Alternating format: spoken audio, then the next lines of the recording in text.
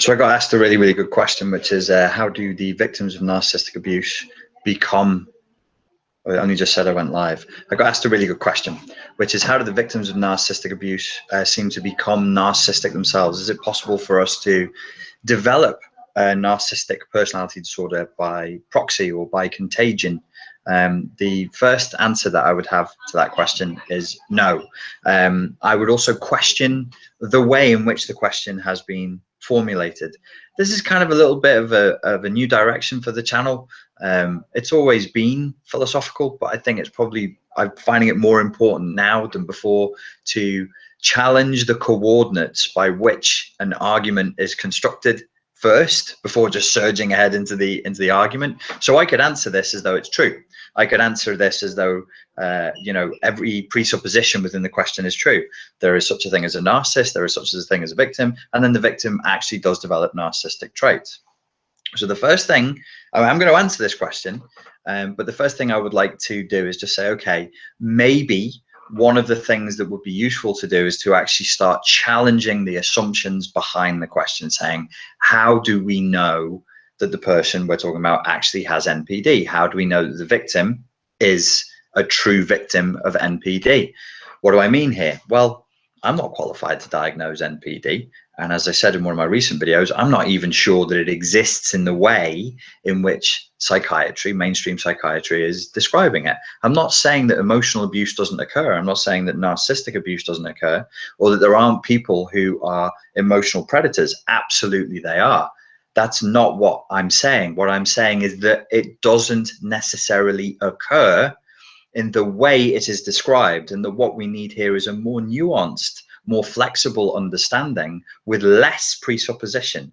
Because when we make all of these assumptions and we just surge ahead from the assumptions without questioning them, things can go wrong.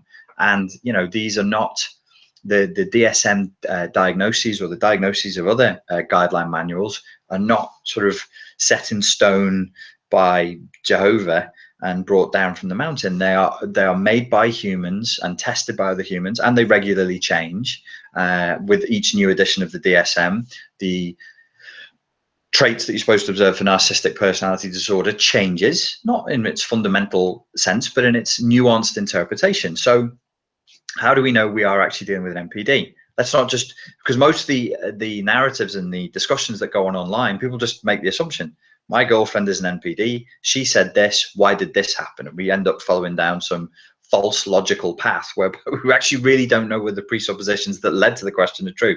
So ask the question first, is the person truly NPD? Are they displaying narcissistic patterns of behavior? Is the narcissistic pattern of behavior context specific? Is it only occurring in one place? When you're talking about a victim of narcissistic abuse, just do a little, is it you or is it somebody else? Do a little fact checking here. There is such a thing called covert narcissism. There is such a thing called inverted narcissists. These are all models of reality. They are not reality themselves. A model is not the reality, and the model is constructed by thoughts and by language. Are they useful models? That's for me and you and everybody else to decide how useful these models of reality are. I think it is a useful model. We do know that some people who identify themselves as victims can actually turn out in the long term to be highly narcissistic themselves. So these are some of the pitfalls that I would just say, just be very, very careful of first.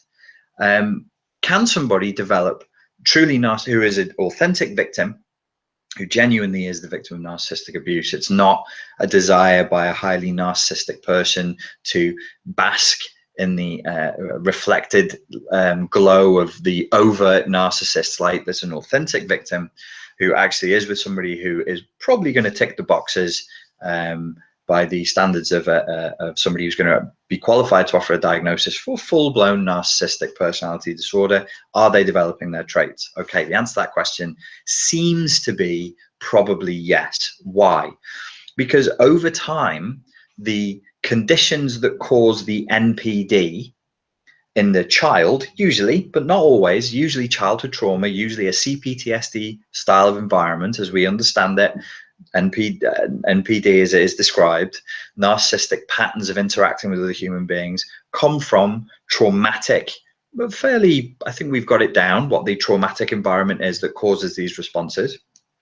They come down usually from the parents or from another caregiver or from an institution or from another authority. They are brought down upon the child, and the child develops defenses. Narcissistic patterns of behavior are defensive. They are a response to pain. They're a response to trauma. They're a response to a highly hostile and objectifying and dehumanizing environment. Can the NPD then pass that on? In theory, yes. Will that happen inside of a week or 2 weeks? No, that seems very, very unlikely. But if somebody was to live with an NPD, if we, let's just say for the sake of this video and for the sake of argument, we just accept the term without digressing off into a debate about what that means, and that we all have a rough idea of what we're talking about when we say a full-blown NPD. If you're living with that person for long enough, is it possible for them to inflict the same conditions on their partner that a parent or authority figure would inflict upon the child who will then become an NPD? Yes, it is possible. And if it goes on for long enough, then yes, that will happen. I'm going to try and do this quickly. These are not givens in the psychological community. Somebody actually posted today that on Wikipedia it says nobody knows why narcissism is caused, and I'm like, oh, I thought in my little reality tunnel that there was a known thing. The model that I usually use is the bipolar model. So in order for narcissism to be caused, you would have, let's say for the sake of just keeping it really, really simple, two parents. One is mean, one is compensatorily nice. One is abusive and dismissive to the child, and one sees that abuse and that dismissiveness, feels guilty, and then tries to compensate for that abuse and that dismissal by spoiling the child, by giving them too much, by over complimenting them, by over flattering them, by making them think of themselves as more than they are to compensate for the abuse. Both of these two binary states, these polar states, by the way, are false and reality denying.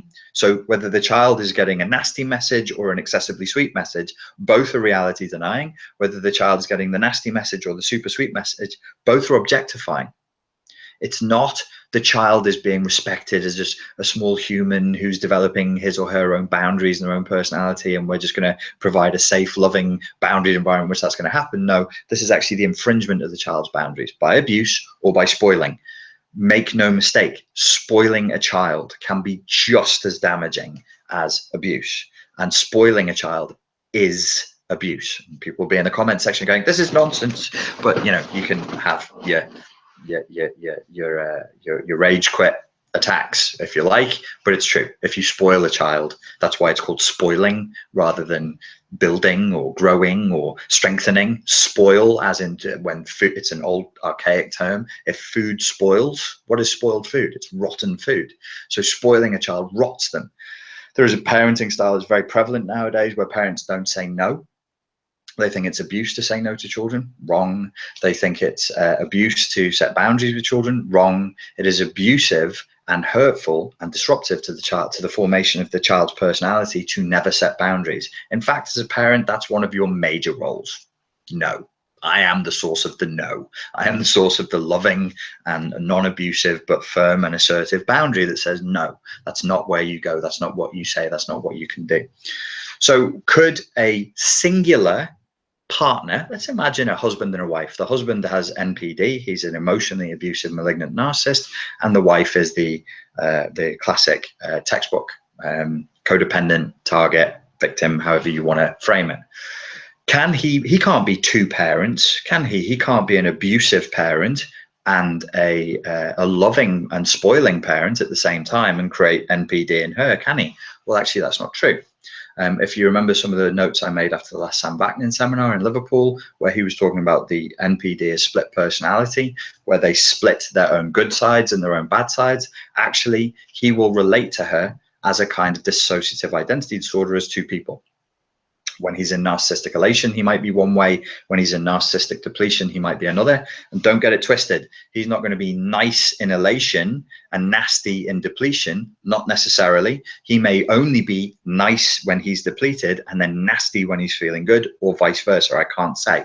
Is he going to interact with her as a yin yang, as two separate people? Highly likely. That's normal. Therefore, could he create a microcosmic version of an abusive parent to child relationship? Yes, he could. Could he thereby, through this, sometimes being very spoiling? Oh, you're the most beautiful woman in the world. Sometimes being very abusive. You're worthless. You're a piece of shit, and I don't love you. And she's that. What does that then do to her? His split is then transferring downward in the abusive relationship. It's not horizontal. It's vertical. It's downward. It's me above you. That will then cause her to split inside of her own head. Some days she's a good person, some days she's a bad person, according to him. Some days he's the lovely parent, and some days he's the nasty parent. This is why we start to go crazy when we're stuck in these emotionally abusive relationships for a long time, because not only are you dealing with a split personality who will switch between two opposite poles, but they will treat you as though you are two different people. They'll treat you as though you're the best thing on earth and the worst thing on earth. So slowly, over time, this would need to be at least months, and more effectively, it would be done over years. It's not going to, you're not going to get it over weeks. So could the victim start to develop like a microcosmic version of true NPD in the way that a child would? Yes, possibly. But there is another explanation, and this comes straight from the Sam Vaknin website. Let me just quickly read this out to you because it is very good. The interaction between the narcissist or psychopath and his victim is not clear-cut. Many victims deploy narcissistic defenses. So understand that narcissistic behavior, there is such a thing as narcissistic patterns of behavior that, of course, can be deployed by people who are not full-blown NPD. When they are, even a person without NPD can be narcissistically injured. Any human being, whether they have NPD or not, can be narcissistically injured and then can go into narcissistic rage exactly as narcissistic. Some of you will be palm striking yourselves in the forehead now going, what does that mean? How could a non-NPD respond as an NPD person? Eventually, you start to deploy narcissistic defenses. You get narcissistic injury, you get narcissistic rage. They are drawn to their abusers in the first place precisely because they like to be the center of attention and to be assured of their self-imputed uniqueness. That's how they got drawn to the abuser, because the NPD makes them the center of attention and tells them that they are unique. The narcissist is good at making his prey feel this way. Colloquially, you'd be like gassing somebody's head, you'd be bigging them up, you'd be making them, you'd be love bombing them, as frequent internet talk for this, as they're good at making you feel good about yourself.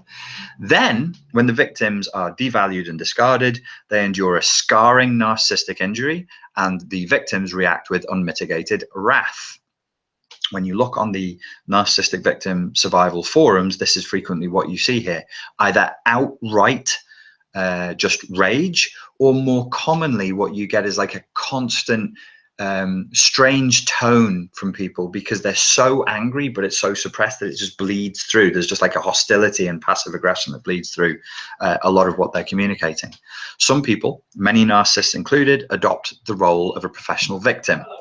Over time, this is what can start to develop, and this is where we see the model that people used to talk about, where they would say narcissistic personality disorder teams up with borderline personality disorder or creates borderline personality disorder. I think I even repeated that myself, and it's true in some sense, but not true enough for me to keep saying it. The role of a professional victim is the one that that in some schools of psychology is the borderline personality. They're still wanting to be the center of attention. They still want to exploit other people, but their narcissistic supply usually comes through with the flavor of sympathy. They want sympathy more than dominance, as it were. Now, myself and other people are saying, well, actually that BPD kind of functions the same way that covert narcissism does. And then many people out there who actually have CPTSD, there's a lot of acronyms in this field, isn't there? It's kind of confusing, who actually have complex post-traumatic stress disorder. When they go to a mental health practitioner, what are they rubber stamped with? They're rubber stamped with BPD, with borderline personality disorder, which is actually a form of narcissism. So it's like an echo chamber. It gets very, very confusing very quickly. Once they've assumed the role of a professional victim, these are Sam Vaknin's words now, You just need to search Sam Vaknin, Narcissism by Proxy. Once they've adopted the role of professional victim, in doing so, they become even more self-centered, devoid of empathy, abusive, and exploitative. In other words, they become narcissists. That's what borderline personality disorder is. It's a form of narcissism. And if you are not exploitative, if you're not abusive and you're not devoid of empathy, then it can't be true BPD. It doesn't exist in the same space. It's not possible. The role of professional victims, people whose existence and very identity rests solely and entirely on their victimhood, is well researched in victimology, and it doesn't make for nice reading. It makes for awful reading. When you go online and you look at, this is what bothers me when people are rubber stamped with borderline personality disorder. You Google borderline personality disorder and it's just awful. Everything you read about it is terrible, because the effect that they can have on clinicians, family, people close to them, boyfriends, girlfriends, husbands, wives, is deleterious. It's really, really, really bad. And so, you know, you'll see awful things there. There are people, and we do have to be careful when you're online and you're talking to other people in the narcissism community. There are not just professional victims, but people who draw their whole sense of self from their victimhood.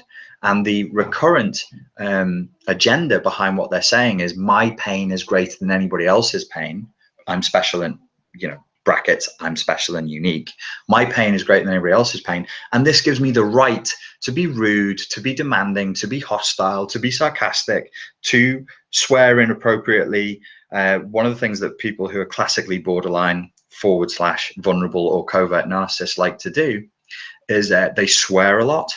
They put violent imagery or highly sexual imagery or boundary breaking, taboo breaking imagery inside of people's heads. When you see a lot of that, a lot of capital letters, a lot of exclamation marks, a lot of references to religion, particularly blasphemous references to religion, that's more of a reaction-seeking, covert, borderline personality, but still narcissistic strategy. These victim professionals are often more cruel, more vengeful, more vitriolic, and lacking in compassion and violence than their abusers. Go online, you will read this is quite common. Most people would much rather take an overt, classic narcissist than they would a covert or vulnerable or borderline personality disorder narcissist. The person who's coming at you as a victim can be way more cruel, way more vengeful. I agree with Sam Vaknin here 100%, and more violent than their abusers. And I suspect Sam is using the word violent here in two possible ways: the emotional and psychological violence, but literally physical violence. If you, there's the peer-reviewed research is in, overt narcissists are not that likely to physically hit people.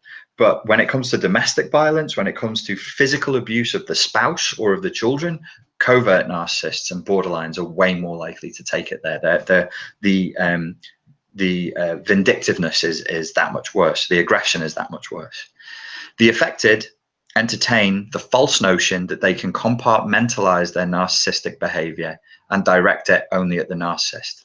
I have had this with clients numerous times. They feel, they believe, and they're wrong, that they can compartmentalize their narcissistic behavior and direct it only at the narcissist, the abuser. But numerous times I've had this with clients, and I actually have had to sort of treat the more narcissistic traits in them before I can actually, you know, push that out of the way, settle that, heal that, before you can start to deal with the human being behind that. In other words, this is Sam Vaknin's words now. In other words, they trust in their ability to segregate their conduct and to be verbally abusive towards the narcissist, while civil and compassionate with others, to act with malice only where the narcissist is concerned, and with Christian charity towards all others.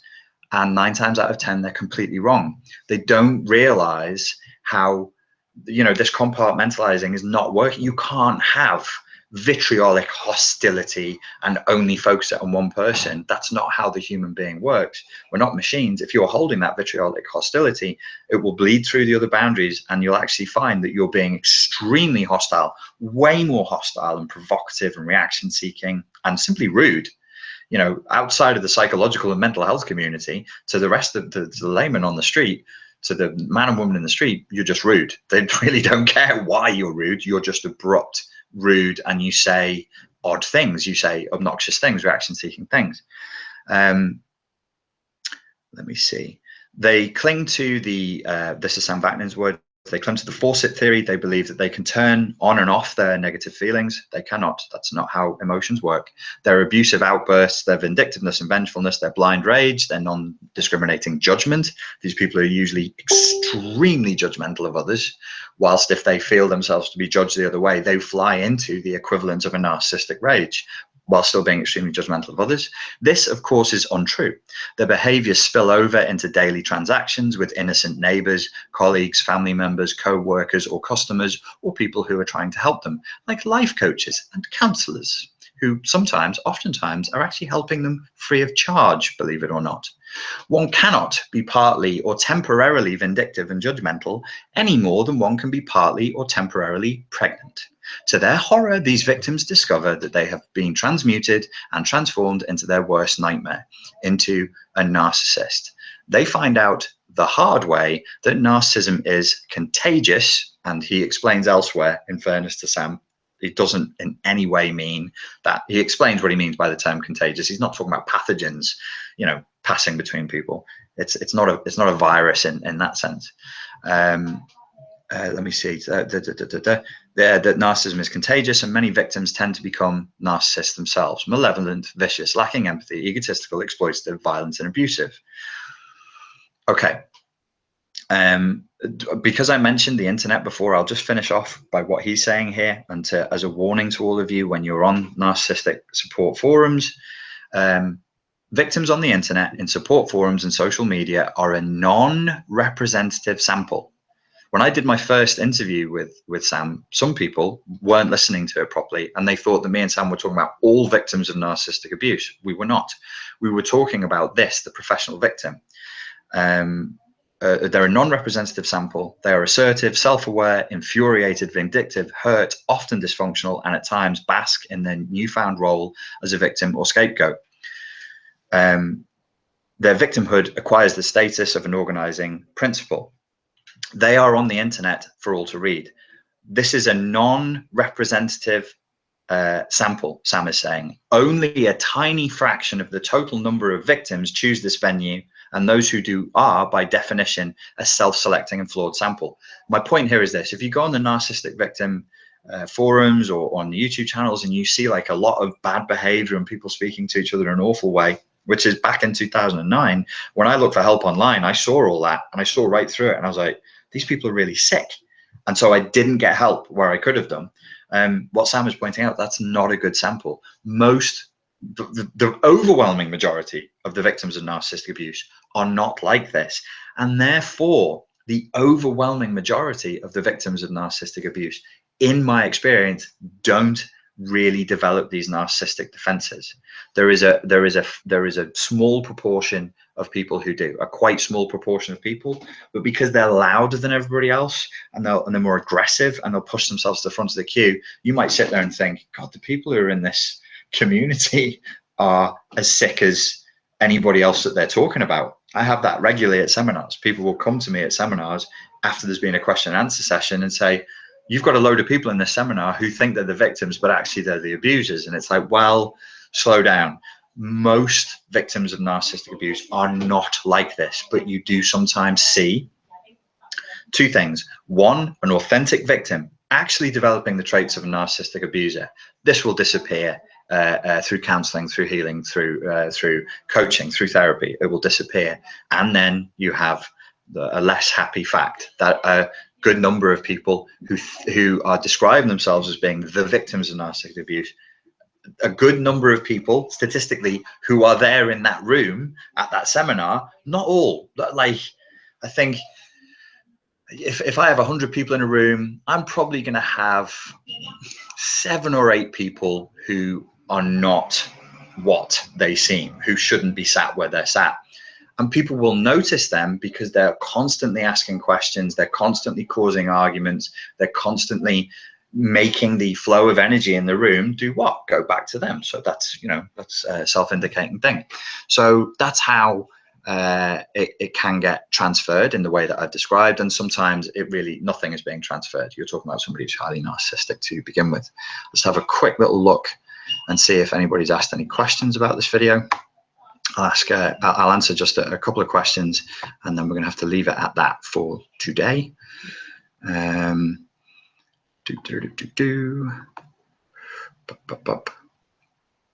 Okay. Sing a song. Somebody say something. Somebody sing us a song. Okay, why can I not see it? I can't see any of your questions. I'm really sorry about that, guys. I can't actually get any of your questions up. Okay, despite the fact I couldn't get your questions up, I hope you enjoyed that video and you found it useful. And I thank you for your time and your attention, and I look forward to speaking to you all again soon. Cheers.